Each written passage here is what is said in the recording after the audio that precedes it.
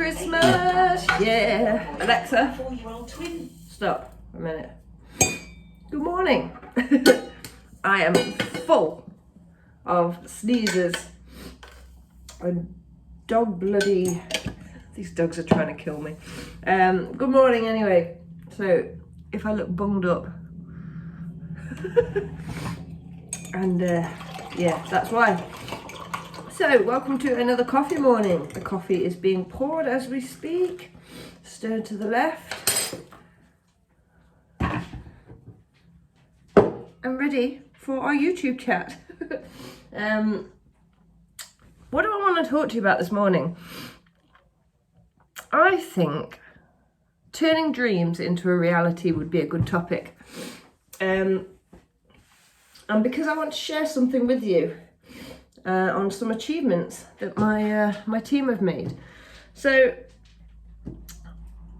yeah, turning dreams into a reality. Now, you've probably heard the phrase that anything worth having is going to be hard work. Is that what it is? I can't remember what the phrase is now. But whatever you want in life, I think, is very achievable. It can feel like it's a hell of a long way off at times.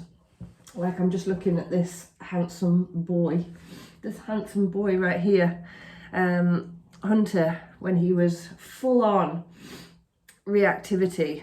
Let me show you. Aren't you gorgeous?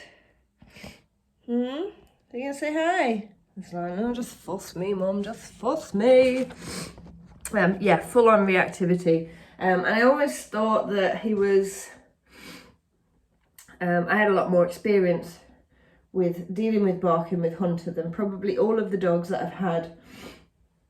And I almost thought that he was like not intelligent enough, if that makes sense. I know that sounds awful. But he's a bit of a clown, a bit of a weirdo. He's my weirdo, we call him.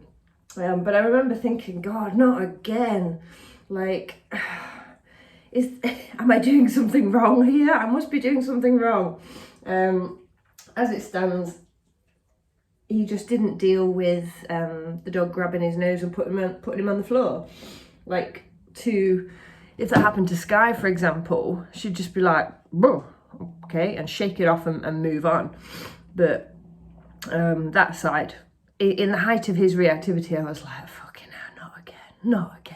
My two criterias, if you like, when I got Hunter, was that he wasn't going to pull on the lead and that he wasn't going to be a reactive dog. As it stands, I sorted the lead work and we were well on our way to having a very sociable German Shepherd, chilled out German Shepherd who was just like, yeah, whatever, and then that happened. Anyway, such is life. It's taken us on one hell of a journey, and I was thinking this morning about how many other people are in the same sort of boat with their dogs, you know. They're, oh God, every day they dread going out the door with them, and like that dream of just having an easy dog walk, a dog that you can be proud of, a dog that you can, that other people are like, oh my goodness, how well behaved are they? It seems such a long way away, doesn't it? And I think it can almost feel like a daily grind, you know. Oh, he's chopping up the treats again, and oh, are they going to take them? I need to watch out for that dog there because last time this happened, and blah blah blah. And that dream that you want of your dog just seeing something, perhaps just looking away or looking back at you, or they see a dog and they come in to heel, whatever that dream looks like for you, it's real and it's achievable. I always say to people, it's not like you're asking to create a dog who can go and compete at Crufts around 10,000 people. You just want a simple dog walk. But everything that you dream and that you imagine can become possible. And I want to share with you the story of Jarvis and Billy mainly. But there's another dog that I want to talk to you about as well today. So Jarvis is a little cockapoo. He's never been a reactive dog. His owner came to my puppy classes. She's done all the teenage classes, like the recall. And as Jarvis was growing up, he got to probably, 10 months? Maybe 10 months old. maybe less, maybe more. And she was having a real problem with him pulling on the lead. No, he must have been older than that. I can't remember anyway, but he was young. And she called me and she says, Claire, I need help with this. He's just like excessively pulling. And I can't seem to get him to walk to heel. You know, I'm trying all of the training methods that you told us in the class. It's not working. Right, cue Claire, in I come. And I identified that it wasn't actually the lead pulling that was the training problem. It was that Jarvis was anxious. And at the time he was frustrated as well because his owners had done the right thing in keeping him away from other dogs. I say keeping him away from other dogs, but letting him see other dogs, but not letting him dick about with them. And as we know, and if you don't know, I don't promote that because it can cause many problems. But what Jarvis was displaying was some anxiety on a certain stretch back to home. Like, he'd get to a certain point, he'd be like, oh, I'm gonna go home. So something must have happened there. But also he was getting frustrated in that he couldn't meet other dogs. Now, it's not very often that I will recommend bringing another dog in to help with this sort of issue. Jarvis is probably the only dog to date that I've had to do this with. But get this, all of this frustration and wanting to meet other dogs, treats didn't work, relationship didn't work. He was desperate to spend some interaction time with other dogs. So I looked at him and I thought, okay, what are we gonna do here? And what I actually did was I bought Sky, my eldest, to Jarvis's house. This was at the time when I was going to people's houses and training. And I said to the owner, I said, I'm going to bring Sky in. Sky is an older dog. She's a stable dog. And because I know, should I say, Sky inside and out, I knew that she wasn't going to really entertain Jarvis. She was just going to be there like, hi, yeah, whatever, cool. But I also knew that if Jarvis started getting a bit too over the top, trying to bounce all over her, like mithering her basically, she would tell him in a stable way that that wasn't acceptable. No, stop it. So the first session came and Jarvis was on the lead and Sky was in. They have a lovely field to work in. And Jarvis was going crazy. He was like, oh my God, there's a dog here that I have to meet. Anyway, we worked through the program and Sky must have helped Jarvis for 6 months. Maybe not even that, maybe less. But by doing this, it actually taught Jarvis that, okay, there's an adult dog there.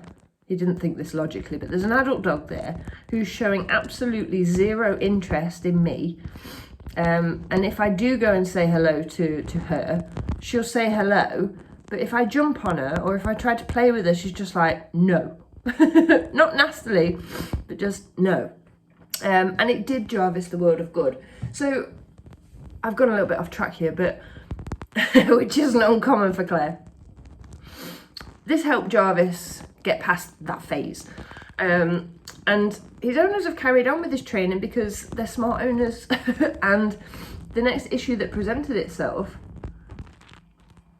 was that Jarvis was then very, very interested. Like, we got through all the dog stuff and he can now spin on a whistle away from other dogs and he can walk beautifully to heel. Anywhere and everywhere, no issue. But then came he's a cockapoo, so he's got spaniel in him, and spaniels, like many other dogs, see small furries as chaseable things. So his owner had quite an issue with squirrels. Well, it was actually the partridge. They'd gone out one morning and there was partridge in their garden. Of course, they flew. Jarvis saw it, boosh, went after them. But he was drawn by the scent, and I remember her saying to me, it's like, oh my God, it took me like half an hour to get him back. He was just nose down, and when I touched him, he actually redirected or growled at me. I was like, whoa, okay. So we've gone on another much longer journey with this actually, because It's not that easy to just train a dog to not be a dog, in that not going for scent and chaseables.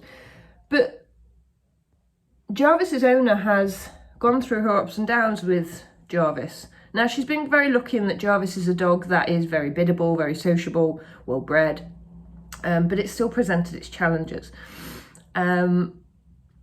Which brings me on nicely to the fact that she's stuck with the training, and she's been through those ups and downs, those same bad days that you have. Jarvis's owner has probably had too. Well, I know she has, because she has told me about them. And the same goes for Billy. Billy is a rescued Collie Cross Lab. When Georgina and the owners first had Billy, he was settled in beautifully, lovely, and then as he started to settle in, he started to develop really high levels of barking at traffic, at people, at other dogs in the house. And when I first met Billy, he didn't actually strike me as too much of an issue. He came, he was quiet, he barked a bit at me for attention seeking, but it wasn't a bark where I was like, oh, this dog's really struggling, until we got out there. So the way my setup works is that, especially with barking dogs, they come to me first. We work individually, mainly so I can teach the owners what to do without having to worry about what's out there. And then we go out into the real world. And it was in this real world setting that I really saw Billy's owner's struggles. Like, he was full on anxious and barking. And again, she's listened to what I've told her to do. She's worked through the setup, and the lockdown really helped Billy to relax with the reduction in traffic and people and dogs. It really, really helped him. And I remember her saying, like, I never thought I was an anxious person until I got Billy. She said, and all of these anxieties and worries about what he's going to do and how he's going to behave have kind of made me more anxious, or made me aware that I am actually quite anxious when I've got him, which was a really interesting statement. And I'm sure it's something that everybody feels when they've got a barking dog, or when they've just got a problem with their dog. It's like, oh my God, what are they going to do today? It just feels so random. I never know if it's going to be this dog or that dog, etc., etc. So I get it. But again, these guys, both Jarvis and Billy, have just earned their first level in training, so to speak. And their first level is that I've got a nice little system where the dogs work to a certain point, and then they get rewarded for it, in that they've earned themselves a nice little starter level. Oh, what did I say, starter level? It's a white level training collar, which basically means, if you think about, like, I used to do karate as a kid, and like when you get your white belt and your yellow belt, and I think I only got to, like, I don't think I even got to purple, but the same level system. So the white belt that they've mastered shows that they've got a really good understanding. Now, what I'm looking for in a white collar, if you like, is that the dog can walk to heel nicely, that the owners and the dog have got a really good relationship together, and that the dog listens, and they've got a good understanding of what it is that they're being asked to do. And they've both earned that because they've worked so bloody hard. They've gone through these trials and tribulations, if you like, but they've not given up. The owners haven't given up, and they've carried on, and they've gone, no, we're going to crack this. It's just a bad day. And those dreams that they had for the dogs when they first came to me, like Jarvis's owner was just like, I just want to not have to worry about his behaviour. I want him to be able to walk nicely on the lead, to be off lead and listen and come when called. They've turned those into a reality.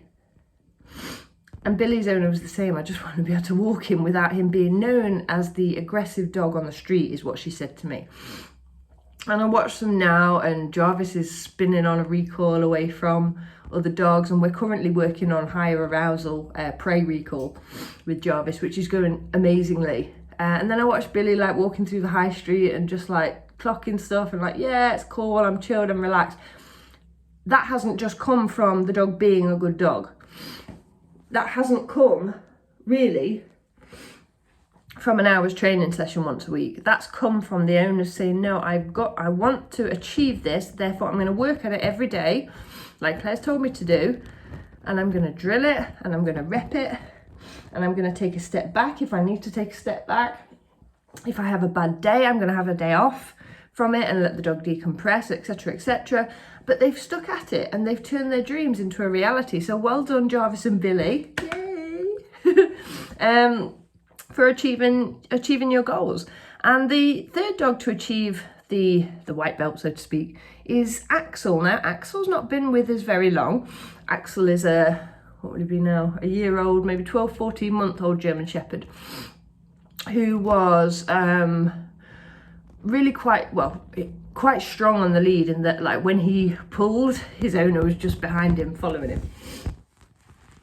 And Axel's reactivity wasn't really a big issue. He was having a bit of frustration, but most of it was just sheer excitement. So again, what we've done there is we've taught Axel that you can see this stuff, but you can't go to every single dog. Axel's owner did make the mistake of letting him run around with and play with other dogs, which is where Axel learned that they were fun. And wanted more of that. You're like, why wouldn't you? This has turned into a long YouTube chat this morning, but the principles are still the same. They've all earned their white collars, and just with Axel, you know, he can see other dogs now. He was down the high street with me the other day, and he was passing other dogs, other people, and his owners are in so much more control of him, because they put the work in, because they had a goal that they wanted to achieve with their dogs, and they've achieved it. Like, the high street doesn't sound a lot. Where we live, or where I live, should I say, it's quite rural, so sometimes we can go out and we can see very little, which is perfect in some degrees. But as we move through the programme, I want to see those dogs in higher distracting environments, such as the dog park at a certain time, such as the high street, where there's more going on. So I can really see that actually the stepping stone progress to, okay, right, they can deal with the busy high street now. And when I say busy high street, I'm not talking about like the likes of, what's the one in Manchester? Is it the Trafford Centre or something like that? Not that busy, but it's busy enough for Buxton. You know, at the minute, especially, there's people out shopping and there's music going on and there's dogs and people walking about, and it's much busier than where we'd normally walk and work. So once I know that they can do that high street, then that part of it's pretty much cracked, to be honest. You know, yeah, you can deal with that, fantastic, and you just keep building on from there. So those three dogs have worked really, really hard to achieve not just the training itself. It's graded more on just your dog being able to listen to you. Like, it comes down to having an understanding, but having a great relationship with the dog. Because to be able to get to the goal that you want, and this goes for everybody, there's two of you involved in this process. That's you and your dog. So you have to work together. You have to be a team. And your dog has to want to willingly do it. You know, instead of just being like, oh, I'll do it because there's food here, or I'll do it because you've told me to do it, or that you've moved me into the position that you want me to do, but I didn't really want to do it, that sort of thing. I want to see good connection. I want to see the dog actively, like, I see that over there, but I can control myself, and I can look back at you, and I can walk to heel, and I can, you know, really have a good time with you while I'm out here. So that's what I want to share. Well done, Jarvis. Well done, Billy. Well done, Axel. You've achieved your first level, and I can't wait to see you grow again, and to grow towards your next collar, which is it yellow? I think it's yellow. I can't quite remember. But yeah, dog training never stops, and this journey that you're on, and that everybody's on, if you get to your simple goal of the walk, then let's make it even more reliable. Let's make it so, like my goal for Hunter, dogs come running over to you, but they still stay in heel and they don't look at them. How awesome would that be? It would be very awesome, but it takes a lot of fucking work. This is a daily grind. I don't want to call it a grind because it should be fun. But it's achievable. Whatever you're dreaming of with your dog, you can achieve it. You just need to get that sorted, and you need to commit to it, basically, is what it is. So yeah, there's my chat for today. Anything that you imagine that you want for your dog, it's possible. And go and get yourself some help with it. You know, it'll take you 10 times longer if you go and do this on your own, because you'll make mistakes. You'll probably follow the wrong advice. You won't fully understand what's going on. Whereas if you get professional eyes on you, and that's not just me, there's hundreds of dog professionals out there, please choose wisely, then you will fast track to your goal a lot quicker than you would if you went it alone, basically. So yeah, anything you want is possible. I'll leave it there because I've proper rambled this morning. Chin chin, speak soon.